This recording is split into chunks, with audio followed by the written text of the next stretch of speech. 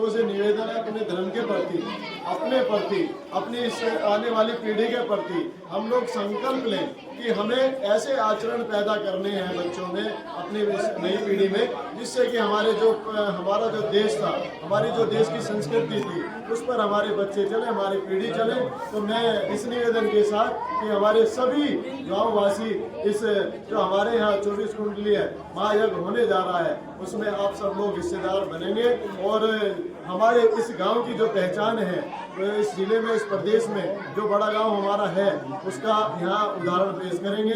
मैं आप सब लोगों से निवेदन के साथ कि आप एक एक बच्चा हमारा इस यज्ञ में शामिल होगा, गांव पूरा शामिल होगा, हमारा क्षेत्र शामिल होगा। मैं इस निवेदन के साथ कि आप सब लोग आप हमारे बाहर से आए हुए अतिथि हैं, उनको ये आश्वासन आपके अनुसार दे रहा हूँ कि आप सब लोग इसमें शामिल होंगे। धन्यवाद।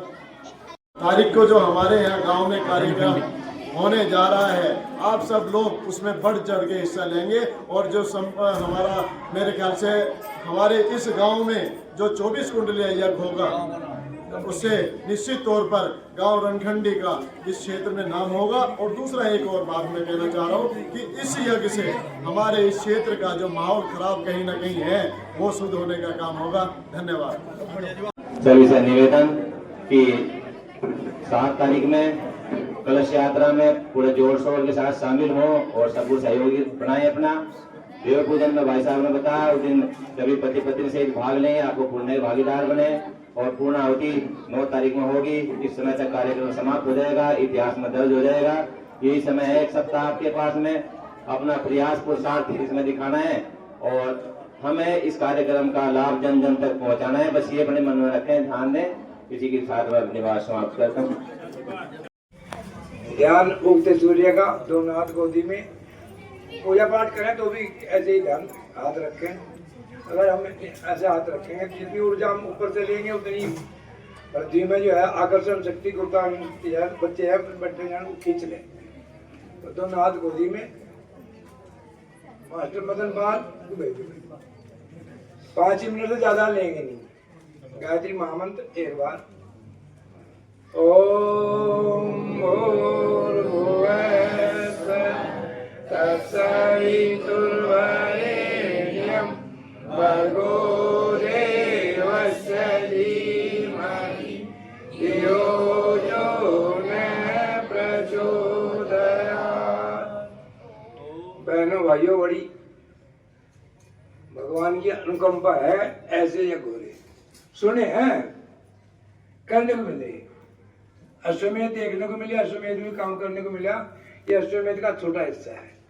क्या होगा इससे, क्या नहीं होगा, धीरे धीरे सब पता लगता रहेगा। ये दुनिया बदलनी है, ये माध्यम है यज्ञ और गायत्री मंत्र। गायत्री मंत्र के बारे में कुछ बातें लोग कहें, आप उन पर ध्यान ना दें।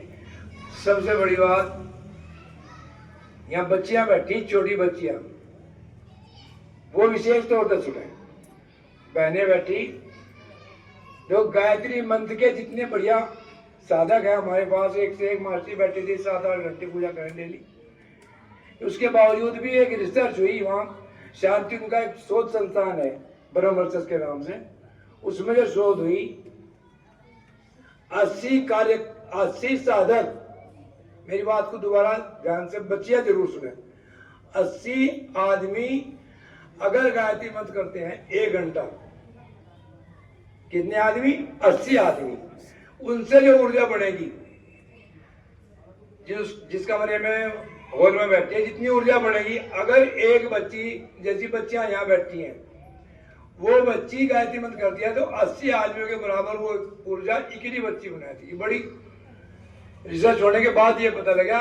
लेकिन हमारे पूर्वज, हमारे ऋषि मुनि कहते रहे, अब नवरात्र चले, इनको जिमाने के लिए तो हम तैयार हैं। 9 में ढूंढते भी हैं कितनी कन्याएं हो जाएं। कन्याएं कहते भी हैं, लेकिन वो थोड़ा एक दिक्कत रही बीच में से। मैं अब तो क्या ठीक है, अगर बच्ची घर में पैदा हो जाए दिक्कत है। घर में बच्ची पैदा हो, बच्चे के मुकाबले में दिक्कत है। अब तो स्थिति बदली है। लेकिन जो टॉपिक मैंने कहा था, अपनी बच्चियों से, और ये बच्चियां भी सुनिए, विशेष तौर पर गायत्री मंत्र करो। ज्यादा ना करो, 10 मिनट 12 मिनट कर लो, 3 माला 1 माला कर लो। ये दुनिया बदलने के लिए 1 माला, अपना परिवार बदलने के 1 माला, 3 माला 15 मिनट, 1 माला मेरे अपने लिए। मेरी बात दोबारा समझ में आ रही हो, 3 माला कम से कम करें 15 मिनट। कितना समय मिला 15 मिनट में, क्या दिक्कत है? ये घर भी ठीक रहेगा, अपना परिवार भी ठीक रहेगा। कितनी ऊर्जा बढ़ेगी। मैं उन पंडितों को बुराई नहीं करता, लेकिन अगर पंडित साथ बैठ के भी करेंगे ना, जितना जब करो और पैसे भी दें, 24,000 कम से कम खर्च हो गया, तो वो लड़की इकली करती रहेगी घर में। गायत्री मंत्र करो, बच्चों ध्यान रखियो। किसी ने कही थी, हमारे गुरु जी ने कही थी, हमने सुनी, ब्रह्मचर्य में शोध है। 10-20 साल बाद आप मान लो कि क्या बात कही थी, क्या बात हम लगे थे। तुम कुछ किसी गुरु को मानो कोई दिक्कत नहीं, किसी देवता को मानो कोई दिक्कत नहीं, लेकिन गायत्री मंत्र जरूर करो। उगते सूर्य का ध्यान कर लो, गुरु जी का ध्यान कर लो, माता का ध्यान कर लो, इससे जुड़ो, अच्छी बात है, दीक्षा होंगी। लेकिन अगर किसी को जुड़े आप जुड़े रहो, किसी गुरु जुड़े रहो, लेकिन गायत्री मंत्र आप जरूर करो। इसकी रिजल्ट जो आवेंगे बड़े बढ़िया आवेंगे, अपनी जिंदगी में भी आवेंगे, अपनी उन्नति में भी आवेंगे। 2 पारिवारिक लड़कियां बढ़ावे, हमारे दोनों परिवार सुखी रहेंगे। तो गायत्री मंत्र का मेरा निवेदन दोबारा बच्चों से है, आप जरूर करें। अब बहनें जितनी बैठी वो उन्हें सिखावे, कोई खास बात नहीं। 15 मिनट तो जिंदगी में 15 मिनट सबूत में देने क्या कार्यकर्ताओं के लिए एक बात जरूर है, मास्टर ने बहुत अच्छी बात बताई। हम कहीं ना कहीं भगवान, जो मास्टर ने बताई, इन बातों पर विश्वास कम हो गए, क्योंकि आज भौतिक युग है।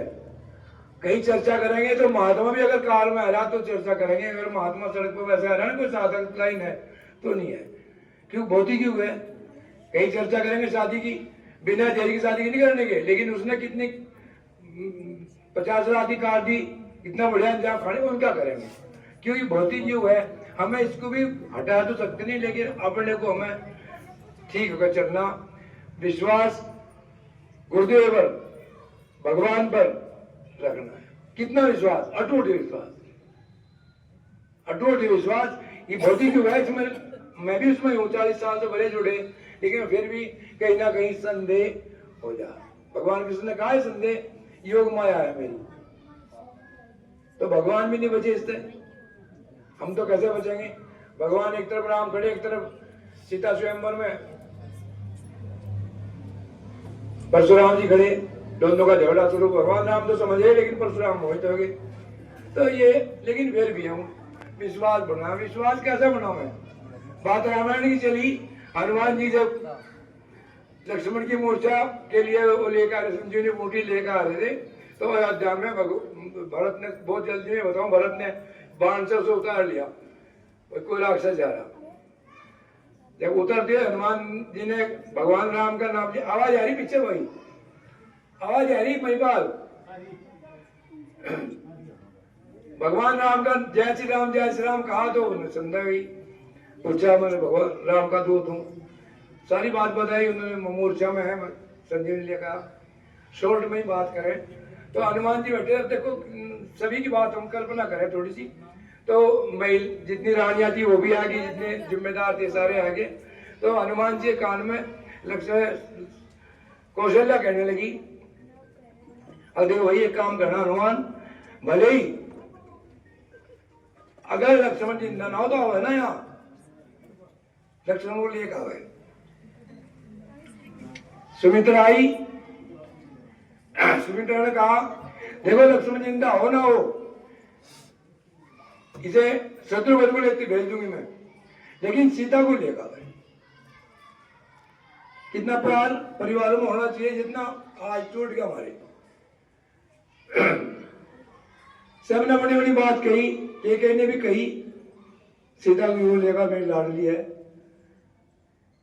बाद में नंबर आया उर्मिला का, उर्मिला उसकी लक्ष्मण की घरवाली थी। उर्मिला आएगा कान में कहने की, कान में क्या जोर जोर की कहने की कि हनुमान जी आपको सेव पसंद है, केला पसंद है, मैं लेकर आई, आप भोजन करो, खाओ जो आपको पसंद है, बहुत पसंद है फल आपको।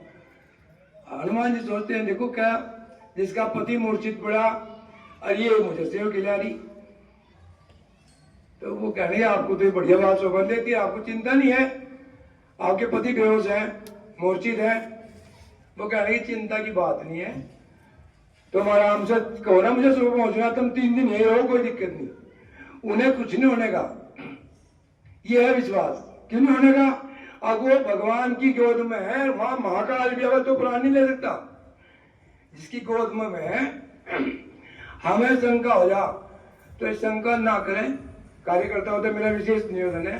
युग बदलेगा, अब उसमें हमें जितने काम हम कर सकते हैं तन मन धन से, यहाँ के भाइयों से भी मेरा निवेदन है, जितना काम आप करेंगे, कुछ काम करें ना करें, अब निमंत्रण 100 आदमियों के लूटे थे रिश्तेदारी में, जान पहचान सब जगह।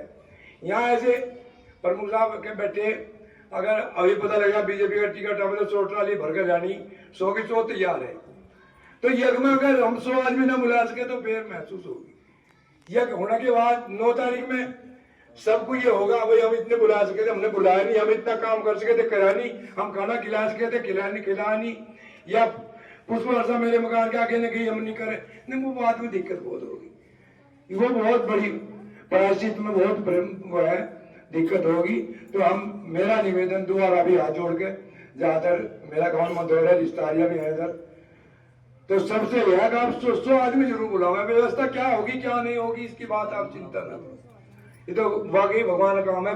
अभी हम कह रहे 9 तारीख में आप लोग कहेंगे तो करें, सबसे निवेदन, बाकी शुभकामना। मास्टर व्यवस्था संबंधी प्रिंसिपल साहब 2 मिनट। कोई बहुत धनी आदमी गिने चुने समाज के वहां होते थे बसिए, न जानकारी थी, न साधन थे, न साधना थी। हुआ क्या, एक पुस्तक है गुरुदेव की लिखी है, हमारी वसंतर विरासत, वो पुस्तक आप पढ़िए।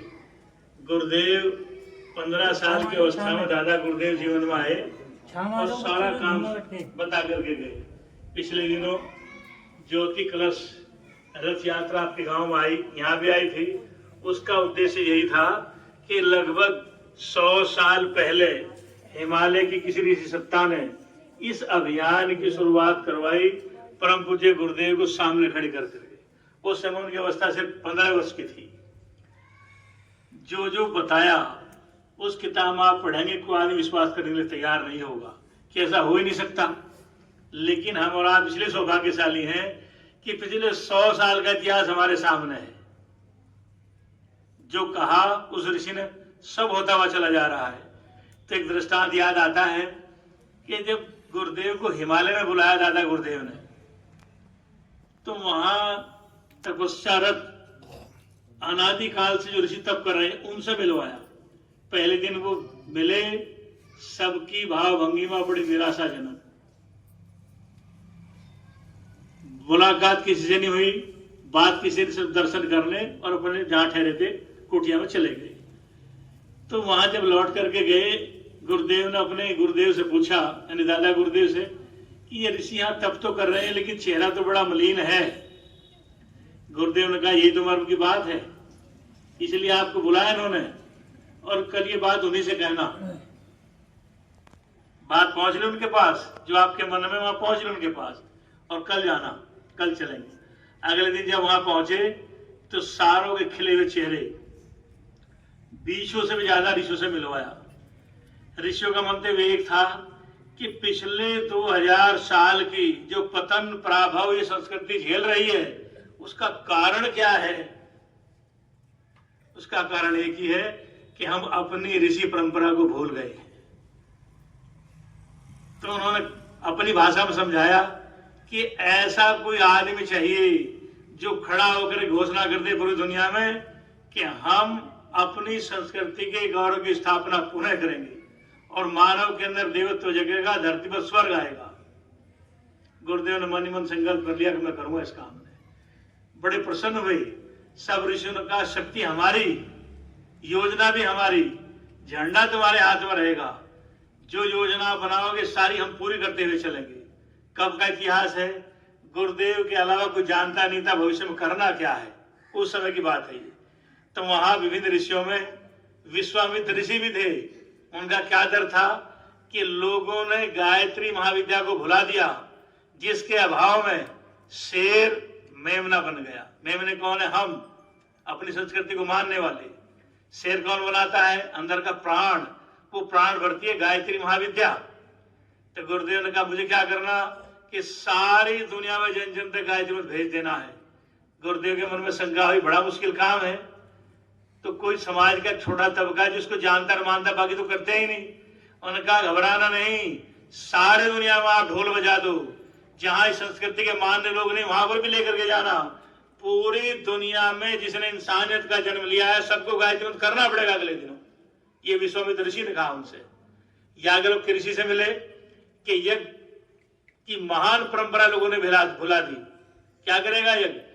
उसमें आप कर्ण भर डालिए और मन पाइए।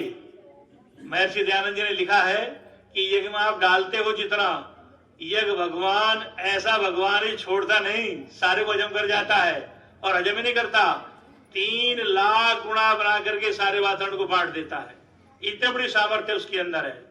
और कर क्या रहे हैं? बहुत सारी त्रासदी झेली है हमारी संस्कृति ने। मालूम है आप सब लोगों ने कितने अत्याचार सहे। जब शासक की सत्ताएं लग गई मिटाने पर, कैसे बच सकते हैं? लेकिन ये ऋषियों का बीज है, सनातन संस्कृति है, जिंदा है। उन्होंने कहा तुम खड़े होना।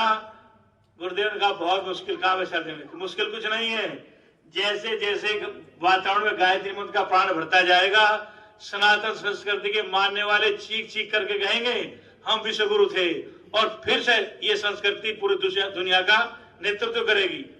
विश्वास तो नहीं होता था। 35-40 साल पहले हम जुड़े, तभी हमारे जो सीनियर कार्यकर्ता थे, अगर किसी घर में यज्ञ कर दिया तो सीधे गुरुदेव को रिपोर्ट करते, गुरुदेव हमने यज्ञ कर दिया। करवाने के लिए वो तैयार नहीं होता था। मुरादनगर के कार्यकर्ता थे नरेंद्र भगत जी, एक गांव में यज्ञ करने के लिए गए, कई चक्कर लगाए, कोई मिला नहीं। तो सोचे इस गांव में यज्ञ करने का संकल्प लेकर के आए गुरुदेव से, कलावबंद ला करके आए, करना तो है पर करें कैसे? थक हार करके किसी ने बैठना भी नहीं दिया। गांव का जो ग्राम देवता जो घूमया खड़ा बोलते, वहां की सफाई की, गोबर से लिपाई की, मांग घूम करके ले गए लोगों के हाथ से, पानी के बर्तन भी, गोबर भी, और तैयार करते शाम को कल सुबह यज्ञ करेंगे। एक भी आदमी यज्ञ करने के लिए नहीं आया, एक भी। अब क्या करें? 2 आदमी थे कि मैं पुरोहित का काम करूंगा तो यजमान बन जाओ, चलो हम भी करते हैं। तो सामने सरदार जी का मकान था, वो झांक रहे थे। सरदार जी आए, तो क्या करोगे? सारी बात समझाई। उन्होंने कहा मैं बैठ सकता हूँ। उन्होंने कहा बहुत बढ़िया। सरदार जी आ गए। सरदार जी चलते चलते कहा अगर घर में कोई धोतिया तहमत हो कर ले आना। अच्छा। सरदार जी धोती लपेट लगे। सरदार जी ने क्या करोगे? कि जगह में बैठना है मुझे। सरदार ने उनसे पहले आई। उन्होंने कहा भैया सुना है ये जोड़े से होता है। कि हाँ जोड़े से भी होता है, अकेला भी कर सकते हैं। कि जब सरदार से निमंत्रण दिया क्या मैं भी आ सकती हूँ? उन्होंने कहा बहुत बढ़िया, दोनों आ जाओ। दोनों आगे पति पत्नी।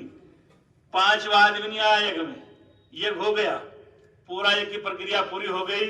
बड़े खुश हुए नरेंद्र भगत जी की टीम। और सरदार जी ने उस जमाने में 90 में गुरुदेव ने शरीर छोड़ दिया, उससे भी 10 साल पहली बात है ये, 21 रुपए दक्षिणा में दिए। जैसे हमारे प्रमुख साहब ने बहुत सारे नोट यहाँ रख दिए, ऐसे बहुत बड़े थे 21 रुपए उस जमाने में। 21 रुपए लेकर के दोनों भाई खुश हो गए। मजा आ गया। क्या मजा आ गया? कि सारा खर्चा 19.5 रुपए हुआ है और सरदार जी ने 21 रुपए 1.5 रुपए और बच गया। घर से तो कुछ खर्च नहीं करना पड़ा।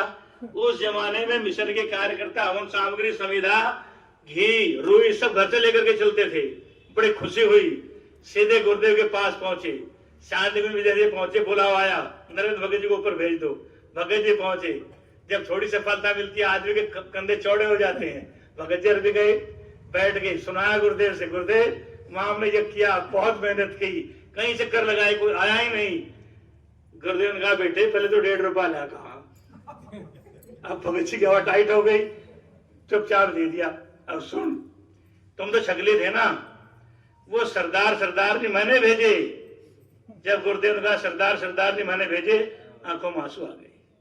गुरुदेव ने क्या बात, इतनी दिव्य दृष्टि संपन्न सत्ता हमारे पास थी। वो कर रही इसका संचालन।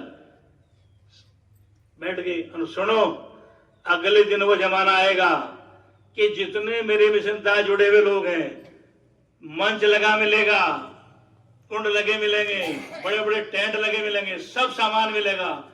तुम बैठ करके पुरोहित की भूमिका निभाने में कम पड़ जाओगे, इतना वातावरण गर्म हो जाएगा।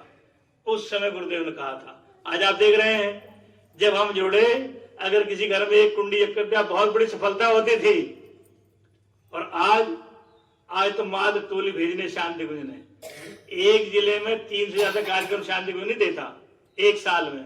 पर हमारा सौभाग्य है, हम बहुत नजदीक हैं हर मामले में। विशेष छूट लेकर के हमने शुरू किया। पिछले साल 16 आयोजन आप लोगों ने किए इस टाइप के।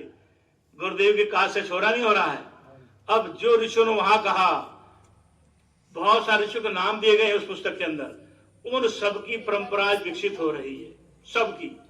और जो ये गायत्री मंत्र जन के अंदर जाएगा, वही अपेक्षित परिवर्तन। कौन सा?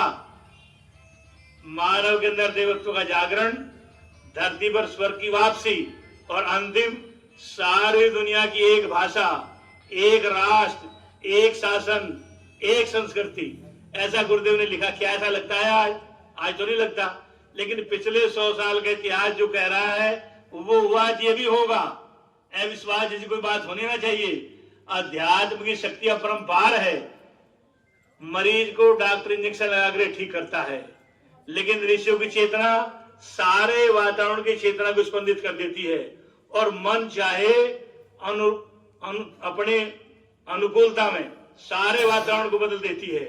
इतना बड़ा अभियान आज चल रहा है। हम और आप बहुत सौभाग्यशाली हैं कि सन 93 में हमारा यही जिला, जब कुरुक्षेत्र समेत यज्ञ का कलश आया, मात्र एक जगह सरसावा थी जहां 2 पुष्प चढ़ाने के लिए आदमी थे, बाकी जिले में कहीं नहीं थे।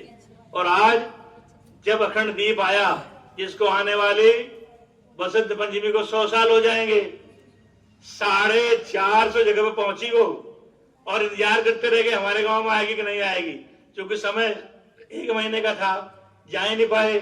और सब जगह मिशन के आदमी मिले, सब जगह।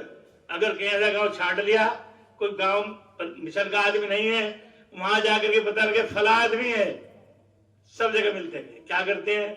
सब गायत्री मंत्र जपते हैं। और ये गायत्री मंत्र अगले दिनों अपनी संस्कृति सारी दुनिया का नेतृत्व करेगी। विश्व गुरु इस संस्कृति के मानने वाले लोग होंगे, लेकिन पहले हम धारण करें, तब इस काम को होगा। जिस आदमी के अंदर प्राण नहीं है, दूसरे का क्या सहारा देगा वो? ये प्राण वातावरण में भरना, ये भगवान का और गायत्री मंत्र का काम है।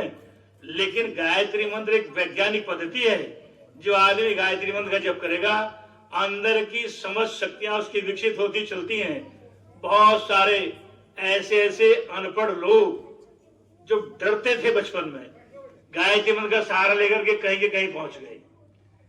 आर्य समाज के प्रसिद्ध संत महात्मा आनंद स्वामी सब जानते होंगे। बचपन सुनिए उनका क्या था।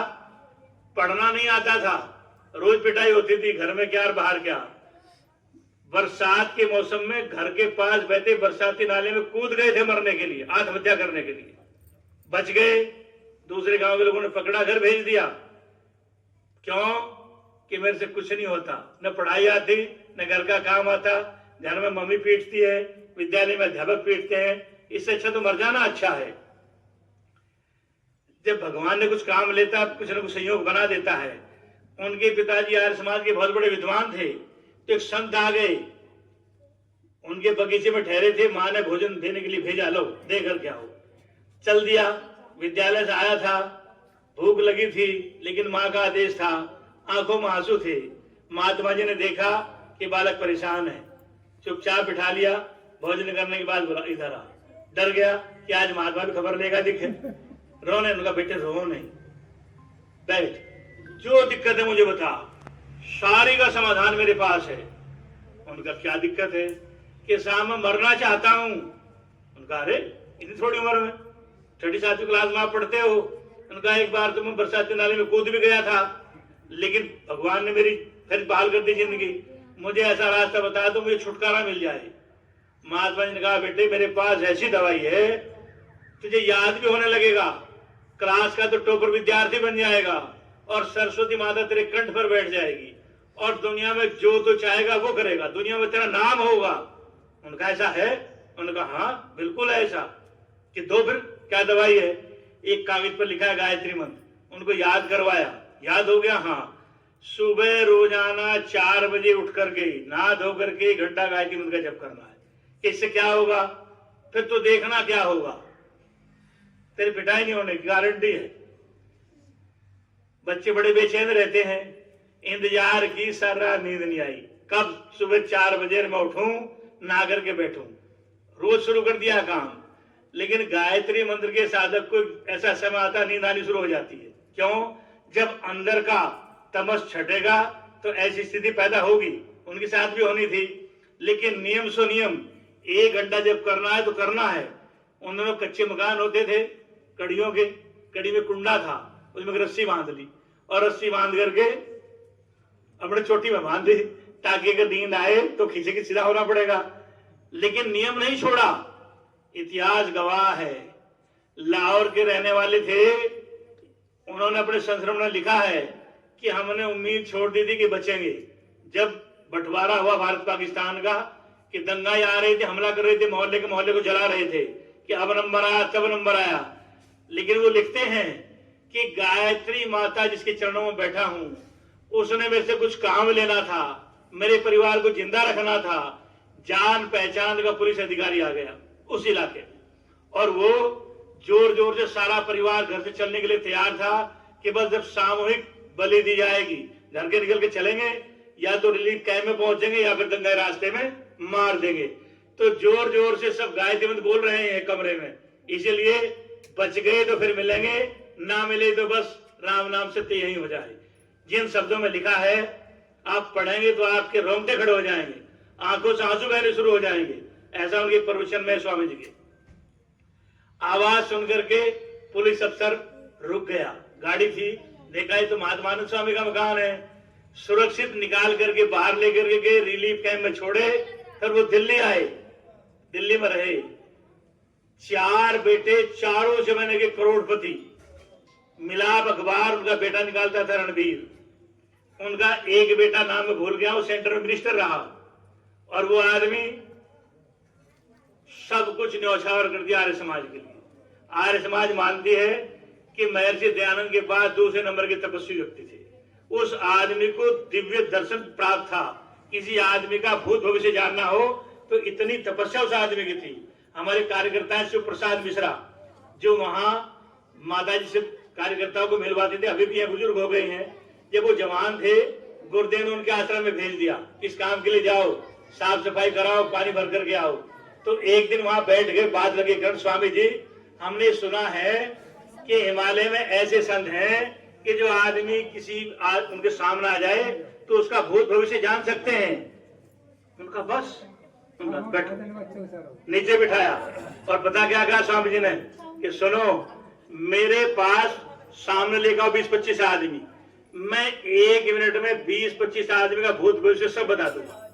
और बच्चे सुनो, तुम ब्रह्म हो, भूल मत करना, जिसके चरणों में तुम बैठे हो वो आदमी 1 सेकंड में लाखों लोगों का भविष्य पढ़ सकता है, बना सकता है, बिगाड़ सकता है। इतनी ताकत उसके पास है। तुम्हें इसका एहसास नहीं है? अगर मैं दीपक हूं तो सूर्य है, इतनी ताकत उसके पास है। मैं तो रोज प्रणाम करता हूं उनके, और तुम इतनी भूल करते हो, तुम्हें विश्वास ही नहीं है। तुम पूर्व जन्मों को उसके सहचर हो, इसलिए उसके साथ आए हो। ये शिव प्रसाद मिश्रा जी ने सरसावय गोष्ठी में आए थे, वहां उन्होंने बात बताई थी। तो ऐसे अभियान की छत्र छाया में हम बैठे हैं। अभी हमारे एक साथी कह रहे थे कि बड़ा दुर्भाग्य है। क्या दुर्भाग्य है? हम इस गांव में इतनी दौड़ लगा रहे हैं पर 5 जोड़े करने मुश्किल हो गए। हमने कहा इस बात की चिंता मत करना, कुछ इस बात की मनाओ का आपने शुरुआत कर दी है। ये देखिए, जहां हमका मतलब रणखंडी गांव, बायला गांव, मिरकपुर, जहां प्रोग्राम कर करके आए हैं, किसके इर्द गिर्द बसे हैं, यहाँ कितनी जीव हत्या रोज होती है। उन सब जीवों की जब हत्या होती है, उनकी आत्मा तो चित्कार करती है सारे वातावरण में। उन सब की शांति के लिए कितना गायत्री मंत्र चाहिएगा? अरबों खरबों। जब उसकी पूर्ति होगी तब जिसकी आप कल्पना करते तब वो होगा। आप भी सौभाग्यशाली, और जो लोग आए हुए परम सौभाग्यशाली। वो इस मायने में उनके अंदर देवत्व का बीज है, इसलिए वो आए हैं। सोचा कितनों को दी, लाखों लोगों तक पहुंचेगी, लेकिन सैकड़ों हजार तो आ पाएंगे। आने का कारण यही है कि जिनकी चेतना अंदर प्रखर है, पूर्व जन्मों का जिनके पास पुण्य है, वो लोग यहाँ पर आएंगे। शुरुआत होती, संसाधन कहां से आए? ऋषियों ने वायदा किया हुआ है गुरुदेव से, जब तुम चलोगे झंडा लाल मशाल का होगा, पीछे पीछे सारी देव शक्तियां होंगी। बेईमानी मत करना। कौन सी बेईमानी? चेहरा सामने रख दें, जेब सामने रख दें, पेट सामने रख दें, समझे सब कहा से कि इससे बचना। और कोई कमी नहीं पड़ेगी। कहीं पड़ती है? कहीं कहीं नहीं पड़ी। आज तक सारे काम पूरे होते चले गए। और जो हम सोचते हैं एडवांस मिलता है, एडवांस तैयार मिलता है। जब इस गांव में पहुंचे, हमने कहा देखो ज्योति कलश रथ यात्रा रणखंडी में जरूर जानी चाहिए। क्यों? वहां में 24 कुंडी करना है, पूरे गांव में घुमाना। जो आएगा उसका भला, ना आएगा उसका भला, पर इतना काम तो आप कर ही दें। देखिए प्रयास किया हमारे भाई राजकुमार सबीरपुर ने, भाई रणधीर सिंह बैठे हैं, उनका पूरा परिवार गांव के जो उत्तर में पूर्व में रास्ता घुसता वहां बसता है, सब खड़े हो गए। और जब हमारे कार्यकर्ता वहां पहुंचे, सब मुंह ताकने लगे एक दूसरे का। क्या देख करके? इतना स्वागत, इतना सत्कार, जैसे बारात का होता है। पंडित जी आ गए हैं। पंडित जी मेरा निवेदन है यहाँ आ जाए। कुछ की आंखों में आंसू आ गए। किस बात के? कि गुरुदेव ने कहा बेटे तुम चलो, मैं तुम्हारे साथ हूं। किसको जानते थे? हम तो पहली बार गांव में आए थे, पहली बार। लेकिन 2 जगह रथ यात्रा का स्वागत हुआ, और तीसरी जगह भाई धर्मेश कहते रहे कि वहां भी चलो। वहां तो तब चलेंगे जब कलश यात्रा निकालेंगे 24 कुंडी जब की। उनका 50-60 बहनें थी, वो चली गई घर। दोबारा इकट्ठा करता हूँ। हमने कहा आज तो माफी दो, घंटों लग जाएगा, बहुत लंबा रूट पूरा करना है, पर हाँ 24 कुंडी जगह में जरूर आएंगे, और जहां आप कहोगे वहां रूट होकर के जरूर गुजरेगा। अब मेरा निवेदन छोटा सा ये है, जितने लोग यहाँ हैं बढ़ चढ़ करके आप भागीदारी करें। 24 कुंड रखेंगे। हमने कैसा जब किया, 5 कुंडी एक यहाँ मात्र 3 आदमी आए, 3 आदमी। आश्चर्य करोगे आप। अब 5 कुंडी कैसे हुए? 2 आदमी टोली के थे, एक मैं था। एक कुंड पर टोली का आदमी बिठाया, एक रह गया मंच पर, एक पर मैं बैठ गया। तब 5 हमने पूरे किए। वहां से भी हम नहीं घबराए। तो यहाँ तो इतने सारे आदमी बैठे, 24 कुंडी कर लो, इतना बड़ा गांव है।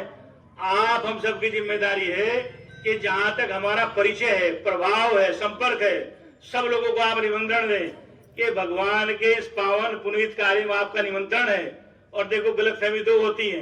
पहली तो ऐसी कि ये पार्टी वाले ना आ गए हों, वोट मांगने वाले ना आ गए हों। हमारे ब्लॉक के जो प्रमुख साहब थे वो हमारे दोस्त थे, डॉक्टर जयपाल सिंह माजरा। जब हमने 93 में अभियान शुरू किया तो घर से सारा सामान लेकर के जाते थे। उन दिनों चुनाव बहुत जल्दी हुए, कई सरकारें भंग होती रही, तो हम घर से लेकर के जाते थे रुई दीपक सब सामान। और तो क्या बैठने की पल्ली घर से लेकर के जाते थे। लोग इकट्ठे किए, अपनी बात सुनाई, चल दिए।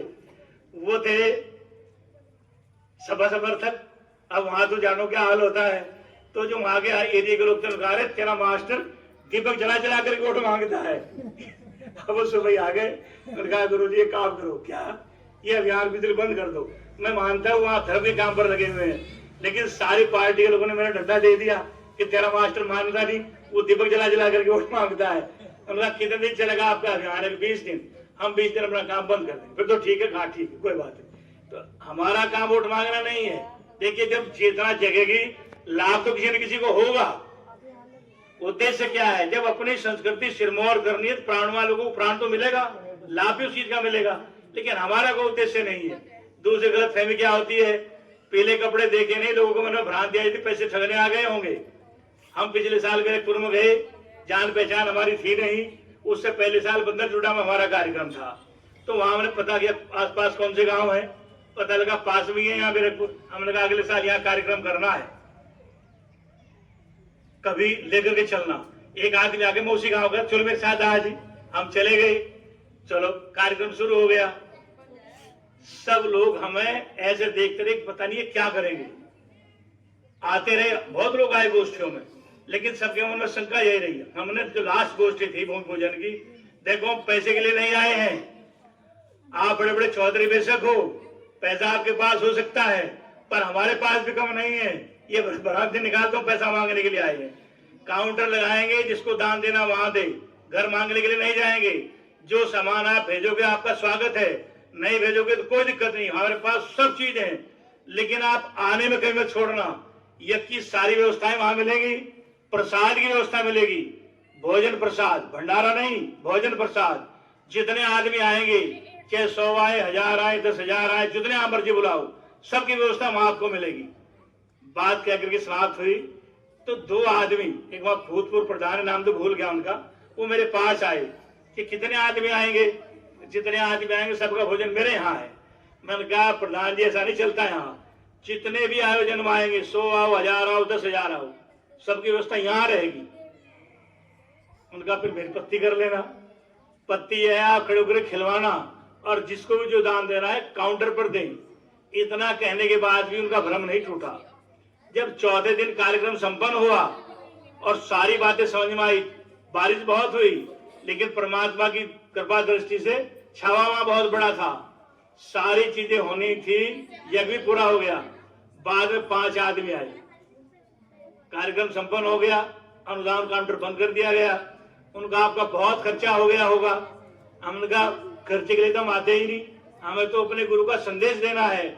उनका नहीं, जितना आपका खर्चा हुआ है बताओ, हम सब पैसे इकट्ठा करके देंगे। हमने कहा देखो अब हम आपसे 1 रुपया नहीं लेंगे, जितना वहां आ गया अनुदान काउंटर पर पर्याप्त है, पूरा पाठ हो जाएगी उसमें। जितना इसमें लगा सब आ गया होगा, हमें पूरा विश्वास है। हमारे भाई साहब करेंगे, तब बात आपको बताएंगे। कभी पड़ी नहीं, सब हिसाब बराबर। हमें कुछ स्टैंडर्ड काम थोड़ा करना। क्या करते हैं, कढ़ी चावल, जिनके घरों में दूध होता है, मट्ठा दूध खुद ले आते हैं। क्या करना है, कोई 5 स्टार होटल की दावत थोड़ा ही है। ये तो ऋषियों का संदेश है। अगर हम सुविधाओं में बैठे हैं तो हम राजसी गिनती के लोग हो जाएंगे। अगर हम नीचे जमीन पर बैठे हैं एक सामान्य आदमी की तरह, जैसे गुरुदेव ने एक आदर्श दिया है, तो फिर हम तपस्वियों की श्रेणी में हैं। और तपस्वियों की श्रेणी में अगर होंगे, कोई कमी नहीं पड़ती कहीं किसी काम की भी। आप लोगों से एक छोटा सा निवेदन करते हुए, हमारे भाई जो व्यवस्था देख रहे हैं, टेंट वगैरह की व्यवस्था ठीक ठाक करें। और जो हमारे गणमान्य व्यक्ति बैठे हैं, आपसे निवेदन ये है कि जो क्षेत्र के, जिस क्षेत्र का भी व्यक्ति हो, राजनीतिक हो, सामाजिक हो, आध्यात्मिक हो, शैक्षिक जगत के लोग हो, सबको आप बुलाइए। साहित्य और उनके सत्कार की व्यवस्था यहाँ रहेगी, करवाना आप लोगों को है। भोजन प्रसाद की व्यवस्था जो हमारा इंटरनेशनल मेनू है वो चलेगा, जानते हैं सब लोग भोजन प्रसाद वहां ग्रहण करेंगे। लेकिन आए लोगों को आतिथ्य सत्कार करना, और जो बाहर से लोग आप बुला सकते हो, यार दोस्त रिश्तेदार, सबको आप निमंत्रण दें। वे धड़क सब आए और सुने, अच्छा लगे तो जीवन में उतारे, ना अच्छा लगे तो छोड़ दे, कोई दिक्कत की बात भी नहीं है। लेकिन भ्रम ये ना रहे कि हम वोट मांगने के लिए आए हैं किसी पार्टी के लिए, या हम पैसे इकट्ठे करने के लिए आए हैं। ऐसा कोई काम हम नहीं करते। व्यवस्था करने वाला कोई और है, करता है। एक छोटा सा निवेदन जो है इस गांव से है, जो टोली के भाई आएंगे 4-5 आदमी, उनसे उनके ठहरने की ठीक ठाक व्यवस्था हो जाए, इसका ध्यान आप विशेष ध्यान रखें। वो हमारे मेहमान भी हैं, और गुरुदेव की स्थिति में उनको 12 महीने इसी काम के लिए चलना होता है। एक जगह ऐसा हो गया, हम भी नए थे, सारी रात हम मच्छरों ने खाए, एक मच्छरदानी उपलब्ध नहीं हो सकी, क्योंकि नया था हमारे लिए सब कुछ। बहुत दिक्कत हुई, एडजस्ट तो सब कर लेते हैं हमें, लेकिन ये तो संपन्न गांव है, इसकी कीर्ति की चर्चा क्या करें। पूरा पश्चिम उत्तर प्रदेश इस गांव से परिचित है। वहां ऐसी कमी होगी ऐसा तो हम नहीं मान सकते, लेकिन उसकी ठीक ठाक व्यवस्था ये पहला काम आप लोगों का है। बाकी सब काम मिलजुल करके सब करते हैं। पंडित जी कलश, हाँ एक निवेदन ये है, प्रमुख साहब यहाँ बैठे हैं, जहां जहां से कलश यात्रा गांव में लेकर के चलनी है, उसका रूट पहले से तय कर लें, और उसमें अगर चुनाव डलवा दे प्रधान जी तो बड़ा उनका कृपा दृष्टि होगी, ताकि रास्ते पे दिक्कत ना हो। कई जगह क्या हो जाता है, जिस रास्ते में नहीं जाना होता कोई कार्यकर्ता वहां लेकर के चल देता है, अब पिछले साथ चलेंगे, अब आगे पता लगा यहाँ तो वाहन नहीं गुजर सकता इस गली में, तो वो दिक्कत हो जाती है। रूट छोटा हो बड़ा हो ये आपका काम है, 6 घंटा लगे 2 घंटा लगे, उस दिन का मेन काम यही होता है। सारे गांव में जो रास्ते में तीर्थ स्थल पड़ेंगे, मंदिर हो, माड़ी हो या कोई और तीर्थ स्थल हो, सब पर हमारे पुरोहित पूजन वहां करवाएंगे। और मेरा निवेदन है कि 2 गांव माधोपुर के नाम सालेर भी साथ जुड़ता है, रणखंडी के साथ भायला भी जुड़ता है और भायले के साथ रणखंडी भी जुड़ता है। तो भायले के हमारे परिजन बैठे हैं कि जैसे कलश यात्रा का स्वागत वहां किया पुष्प वर्षा करके, वो अपने आप में जिले में एक ऐतिहासिक काम था।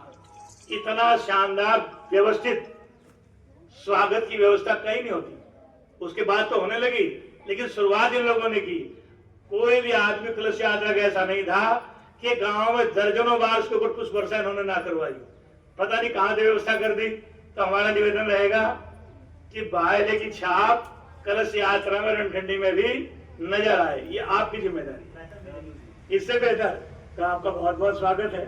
और मेरा प्रमुख साहब से फिर निवेदन है कि गांव की क्षेत्र की जो आपकी टीम है वो यहाँ यज्ञ की ऊर्जा का लाभ ले। जो ऋषियों की परंपरा है उसकी, हमारा उद्देश्य क्या है? हम किसी को महात्मा नहीं बनाते, संघ नहीं बनाते। गुरुदेव इंसान उद्देश्य के प्राणवान इंसान बने। वो मजदूर हो, किसान हो, राजनेता हो, वैज्ञानिक हो, छात्र हो, अध्यापक हो, उसकी छाप एक अलग हो, इतना प्राण उसके अंदर बहे। जब ऐसे लोग संस्कृति में पैदा होंगे तभी तो संस्कृति सिरमौर होगी। वो ऋषियों का प्राण बांटना हमारा उद्देश्य है। पंडित जी लेट आए पर चलो टाइम से आ गए हैं। ये वो आदमी है जिन्होंने कर्जा लेकर के मिशन का काम जिले में बढ़ाया है। एक जगह थी 93 में जहाँ 2 फुट चढ़ सकते थे। आज आप सुना कि रथ यात्रा पहुंची 450 गाँव में, सब जगह भरपूर स्वागत। जैसा आपने यहाँ किया इससे मिलता जुलता। टोली नायक ये कहे, वो भी हमारे ठाकुर साहब ही थे, ने कहा जिले की परंपरा अलग देखी। क्या देखी कि दोपहर हो, सुबह हो, शाम हो, जितने लोग होते हैं सबकी भोजन की व्यवस्था रहती है। उनका हम तो गंगा यमुना के बीच में बैठे हैं, इधर गंगा जी है, इधर यमुना है। अभी तो हरिद्वार आप लोगों ने अलग कर लिया, वो तो हमारी तहसील थी। इस जिले की आतिथ्य संस्कार की परंपरा अपने आप में अद्वितीय है। 30 दिन वो रहे, जब वो चर्चा करते थे उनकी आंखों में आंसू आ जाते थे कि भाई इतना तो मंत्रियों का भी स्वागत नहीं होता। मंत्री अपनी जगह होते हैं, भगवान के दूत हैं, आपको कम थोड़ा ही है। तो वो भूमिका आप लोगों के पास है। एक ही काम है, सब लोगों को आप बुलाना, सारी व्यवस्थाएं यहाँ मिलेंगी। आदरणीय पंडित से निवेदन है कि 5-4 मिनट हमारा मार्गदर्शन करें। गुरुदेव माता जी का बहुत आशीर्वाद उन्होंने पाया है, पास बैठ करके बड़ी बातें सुनी है, तो थोड़ा सा अंश हम सबको बांटने का काम करें। आदरणीय पंडित।